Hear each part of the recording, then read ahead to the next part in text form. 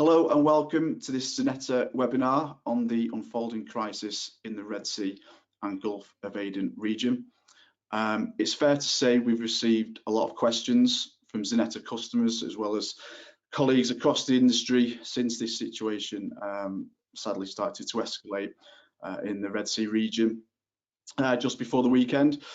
So we've convened an expert panel to try and provide you with some answers. So joining us today is Peter Sand, who's Chief Data Analyst at Zeneta. We have Niall van der Wouw, who is our Chief Air Freight Officer, and we have Michael Braun, who is our VP of Customer Success and Solutions. Plenty of things to cover, a really rapidly evolving situation. So Peter, if we can turn to you first, mindful that this is, it's changing by the hour, isn't it? It's quite difficult to keep up with all the developments. But could you give us a brief overview of what's been happening in the Red Sea and the Gulf of Aden up to the present point? Thanks, Phil. This is definitely a timely webinar for everyone involved in global supply chains, and all stakeholders within container shipping must be fully aware on the situation all the time, to be honest. So allow us to bring you guys up to speed on what happened basically from, well, middle of November, where we got the first rockets fired at merchant ships passing by, really escalating over the weekend that is just behind us, where some 15 rockets were shot mid-air to protect the ships passing by. But we still got one Hapag-Lloyd carrier that caught fire. Fortunately, that is now being pulled out. We have also, fortunately, not seen any seafarers being harmed, and no cargo damage, at least of worth mentioning as of now. But for sure, the container lines have led the entire shipping industry by saying we will not pass the narrow strait at the southernmost end of the Red Sea. We will not pass where these incidents have happened. And what does that mean for you with cargo on board? It does mean, of course, that either your cargo is somewhere stuck in the Red Sea, it's either stuck waiting somewhere else because your ship is being paused, or right now it's finding a new way around the southern tip of Africa via Cape of Good Hope. In essence, supply chains at large are now disrupted. 20% of global container shipping is passing through this area on a daily as well as average annual basis. So everyone is involved. It goes from consumers, it goes from industries, it goes from everyone involved in global logistics. So I think it's fair to say that Philip, what we have seen also on just one example, on the Zeneta platform from Far East to Mediterranean, spot rates jumped 20% over the weekend, and it could easily be twofold in a few weeks if this situation continues, and it seems as if it's unlikely to be resolved in a short time. Yeah, thanks, Peter. Looking at those spot rates that have spiked since Friday, we know this crisis is taking place. What actually causes those rates to increase? What's the influences on the market that's causing it? I think at first, uncertainty is toxic to anyone operating in logistics. Not knowing is one reason to see rates jump at first, and then there's of course the added cost on top, where carriers must and need to pass on this extra costs. For every ship that goes around the Cape of Good Hope instead of Suez and back to Asia again, you need fuel costs at $1 million.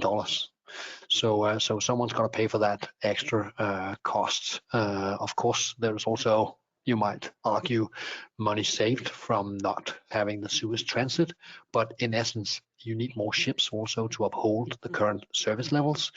And if we are just talking about the Far East to Europe services that we see right now, if carriers were to uphold what we have right now in operation, we needed 50 more ultra-large container ships to be added into the service of Far East to North Europe.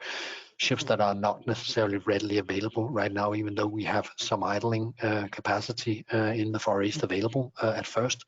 There are knock-on effects, and they all come with a huge price tag, and they all have to pass on that extra cost. So what we have seen, I think, is only the first indications, Phil, from one trade lane.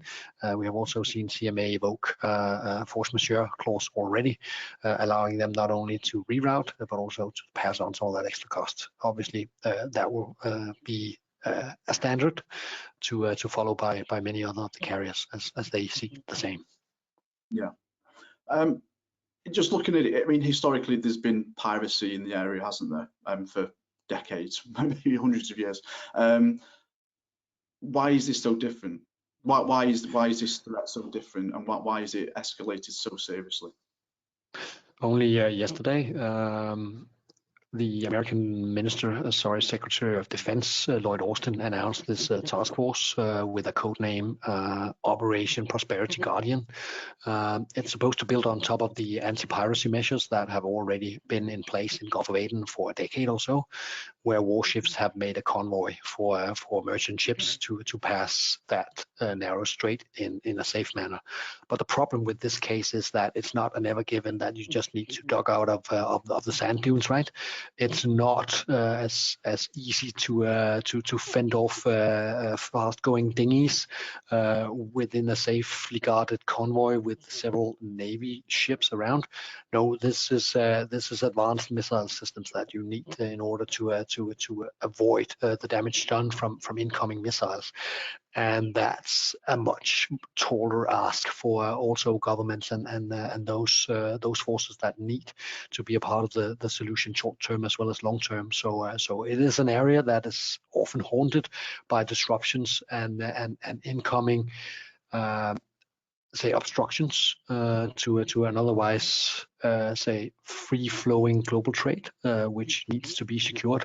And I guess that's why these at first 10 countries have a coalition formed, and now they need to find out as fast as possible how can they actually ensure that not only container ships can safely get back, but also avoid that say more oil tankers get rerouted, more gas carriers, dry bulk ships also, if need be at some point in time, are say rerouted, making this supply chain crisis worse than it already is. Yeah, thanks, Peter. So that gives us a good overview of the situation, and clearly it's an extremely serious situation. Michael, if I turn to yourself, if we look at this from well, as a Xeneta customer perspective, because as I say we've received so many questions. But you know, people within the industry, what are their concerns at the moment? Peter's referenced the additional sailing time. He's referenced the increasing rates.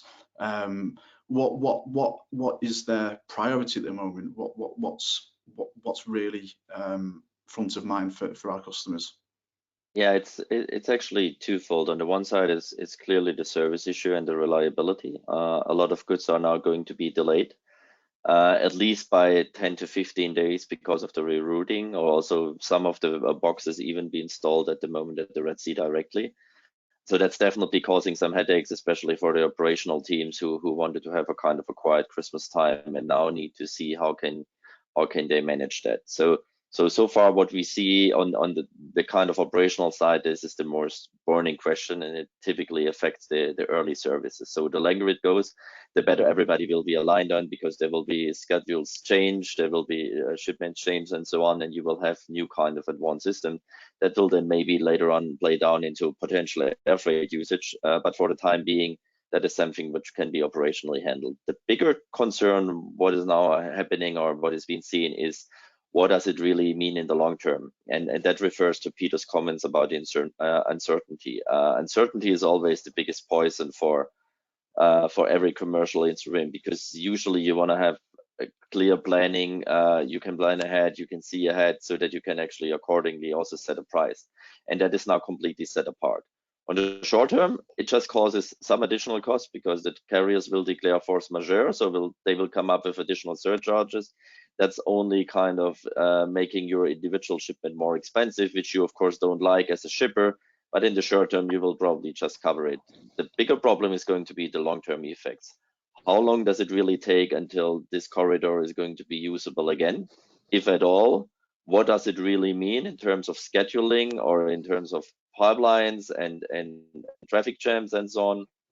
In addition to that, then what does it mean on the rate levels? Like we've always said in the advanced settings or in the forecast that, yeah, we do see a certain market situation always in view of not getting any black swan event again.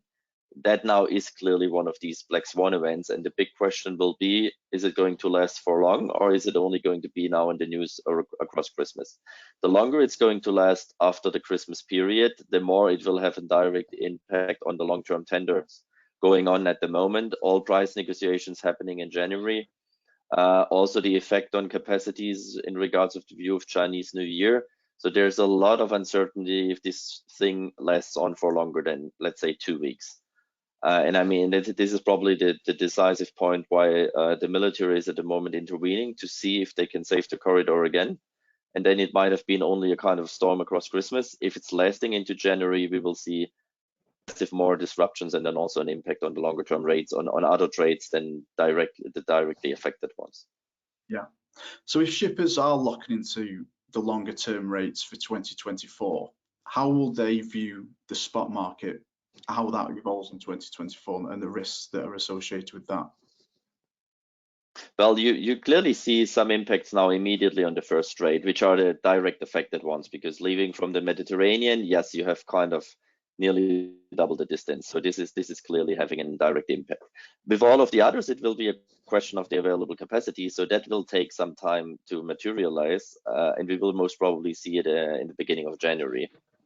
And then again, depending on that impact and depending on how long the disruption lasts, we will also see an immediate impact on the tender rates and on the negotiations happening at the moment. So yeah, that's going to be the big question mark laying ahead. And clearly speaking, at the moment, everybody just needs to be on alert mode and aware of it, because you can't really plan ahead on how long this situation is going to evolve.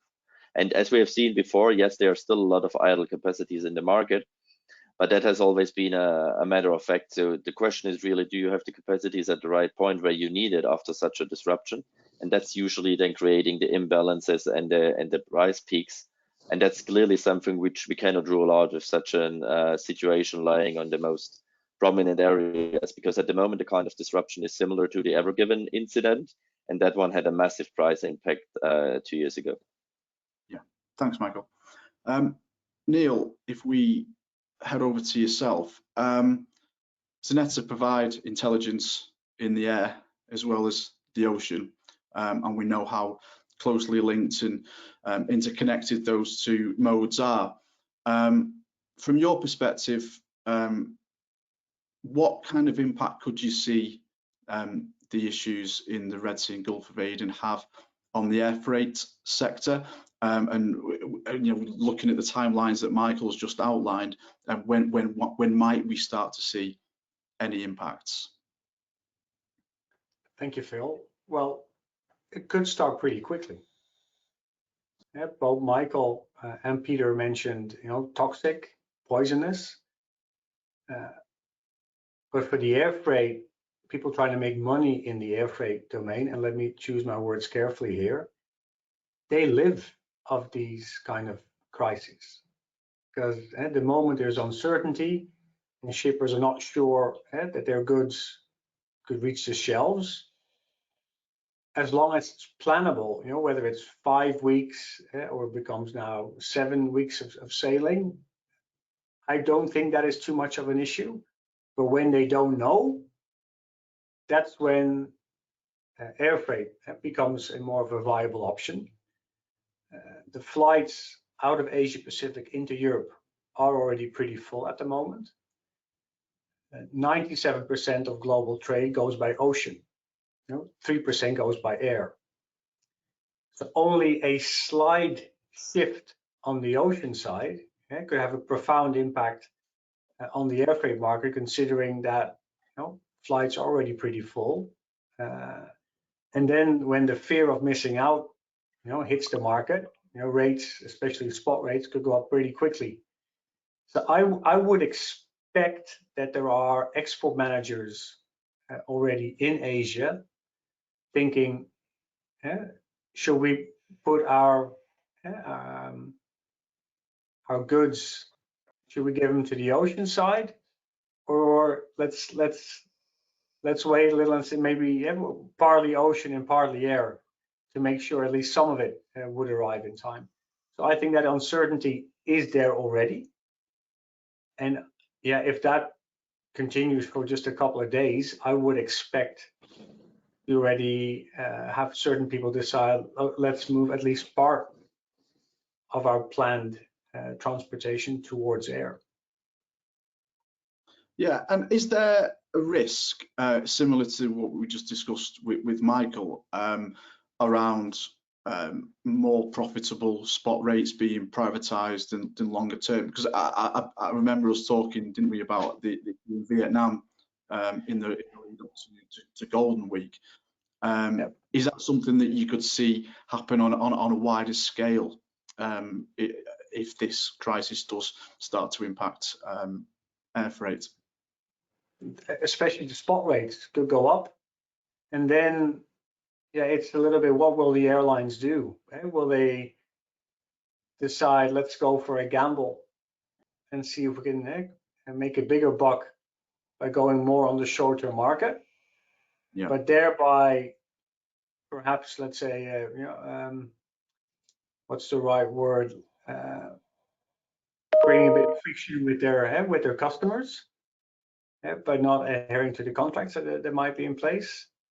But I think it's a bit too early to tell on that. I would first expect that the spot rates would go up, and if they really go to the roof, then I would expect that the airlines would open up more capacity towards this short-term market and push back a little bit on the more longer-term agreements, which would have a lower rate.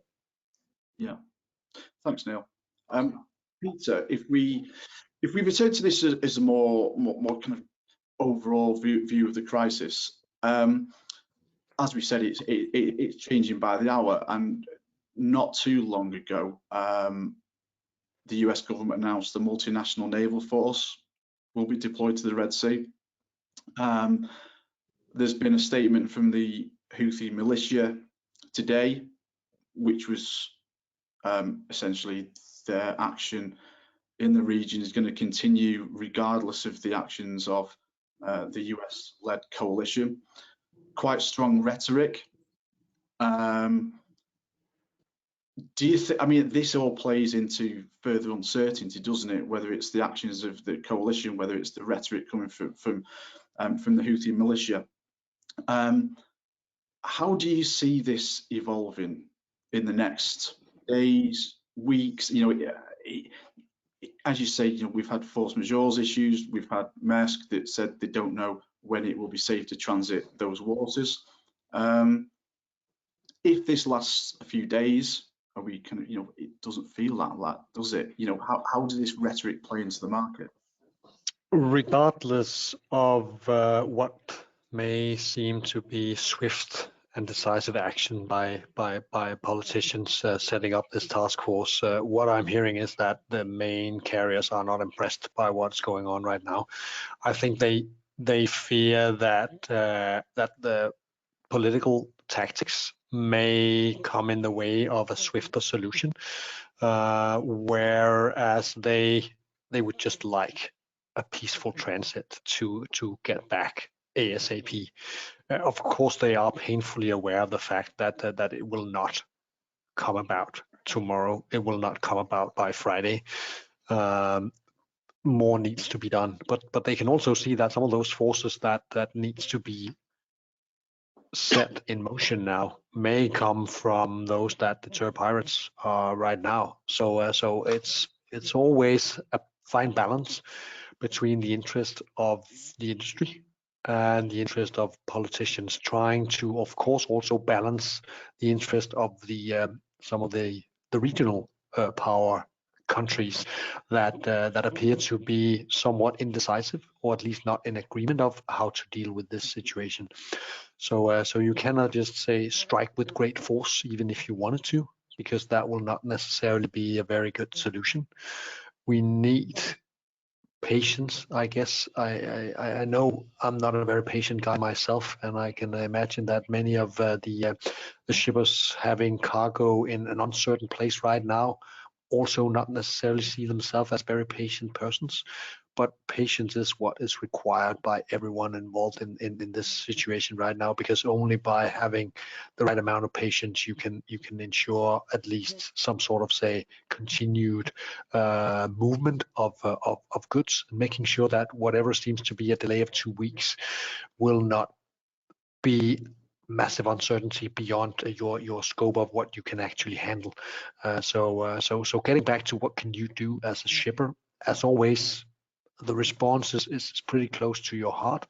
Know as much as possible about your own business and your own requirements for future transportation needs. Only then you can bring that to the table also when you call your freight forwarders or your carriers, not only asking them for where are my goods and when will I get to see them, but bring something to the table also saying that, okay, in the next couple of weeks and months, I have a clear requirement for you to service my needs like this, and then start the constructive conversation around that. Obviously, also, you will need to get down to the nitty-gritty of contractual details, whether that's spot or long-term, probably both, but find a way around it. Without doubt, many of these players hated each other's guts during the COVID years, but they also had to realize in the end that they all did whatever they could during very difficult times. They need to rediscover that during the time now, which is much needed, because they need to find an interim solution around that, say, that escalated crisis area in the Red Sea before they can say get back to calm business in whichever form it may take around the Cape of Good Hope or via the Suez Canal. But I think it is a positive move that the task force is now set up, but we need more swift and fast action, faster than any politicians can imagine, to get to a solution which will benefit everyone involved, not only the price of commodities from escalating, but also the price of shipping and everyone involved. Yeah. Phil, can I just ask a question? Yeah. Peter, how long was the Ever Given stuck? A couple of years ago in Red Sea. It's been 2.5 years since the Ever Given got stuck. It was stuck in the sand for 6 days, and we had lines of ships building up at either end of the Suez Canal for either southbound transit or northbound transit. But it's totally fair to compare the two incidents because, in essence, they look alike, but the resolution to it are strikingly different. Obviously, at that point in time, it affected every kind of shipping types because the Suez Canal was really blocked. But it was also opened up 1 week later, and you could once again see ships passing by. It wasn't only container ships at that point in time; it was every kind of ship, right? But the solution was clear at hand. This time around, the solution is much more difficult to find, and unfortunately, I think we should be blessed that it's not spread to the entire shipping industry yet, but really very much centered around container shipping, and I think also getting into this webinar, Niall, we talked about how many boxes are actually right now en route via Cape of Good Hope. Which would otherwise be already perhaps in the Red Sea heading north for Suez Canal transit. I mean, we have easily seen on AIS indications 20 ships now heading south of Africa, and if they are all say fairly well utilized, we're talking about 300,000-400,000 TEUs on top of those, and that's already a sizable amount of containers, and there's more coming by the day. When this just goes on. I mean, sizable. I like your euphemism. That's massive. Yeah? I mean, 300,000 containers. Line them up. Yeah? With companies waiting for those goods to arrive. If I can just make a little sidestep toward the air freight, I do not recall that the Ever Given situation had a profound and lasting impact, in that on air freight. It was there. There was a lot of uncertainty, but then it was solved and people moved on. So let's see, how long this will take and if this will be different or similar, which is impact. Because I believe, Peter, and correct me if I'm wrong, that on the ocean side, the ripple effect continues for quite a while, forever given. Definitely, and it also had an impact on the ports later on. So at the moment, we can still be kind of lucky that there are a lot of capacities idle. So there's always a bit air to breathe, and we will definitely handle the Christmas period. But whatever comes in January is going to be at stake. Imagining the ships coming in at different times, different slots, overlaying each other, maybe also an opening up again, that will clog up the ports in some areas as well. So that's clearly having more disruptions down the chain. And that was also something what we could see with the Ever Given incident, that it was not a pure incident and 3 days later everything was in shape again. It takes some time until these large and complex systems are actually getting back to normal. We've seen the same with the disruptions on the US West Coast and also East Coast. So that's why January is really going to be very decisive and also interesting to follow. Do we think the industry is better prepared for, I mean, in the Xeneta outlook for 2024, Black Swan events were one of the key themes that we forward. Do you think the industry is better prepared because of the pandemic? The pricing desks of the suppliers, definitely yes. If the rest of the industry and also the shippers are prepared to it, I'm not sure. We're going to see that. Yeah. It's just a good timing at the moment. It's the most quiet time of the year. So I think that saves a lot of hassle. But as said, that's going to be a very different picture if we are running up to Chinese New Year. Yeah, and bad timing with the Panama Canal drought as well, of course. But Exactly. one could argue, Phil, that compared to 5 years ago, considering what the whole industry went through the last couple of years, they're more experienced, more seasoned in dealing with these, not so much these events, but messy, opaque supply chains, and still making sure you're getting your goods to the consignee. So I think they are more experienced, but I think timing, even though from a capacity point of view, but just a few days before Christmas time, I think a lot of people are concerned that this might throw a spanner in the wheel for them privately in the coming weeks. Absolutely. And there's more sea level analysts, definitely. So I suppose there are a lot of questions raised internally and many of our customers at the moment. Yeah. Okay, Michael, Neil, Peter, thank you very much. I think that was a really interesting and insightful session. As we said at the start, this is changing by the hour. We've been providing updates on our LinkedIn channel and on our website, and we'll continue to do that over the coming days, weeks, and who knows, months, depending on how this situation evolves. So please check our website, please check our LinkedIn, and I'm sure all four of us will be happy to have a follow-up webinar, maybe in the new year, to see how this situation has evolved, and let's hope there is some kind of resolution and progress made in the coming days and weeks. So thank you all. Thank you to everyone who has tuned in to this webinar. We hope you found it helpful. And if we don't see you again, we hope you have a very pleasant festive season and new year, and we'll see you in 2024. Thank you. Thanks, Philip.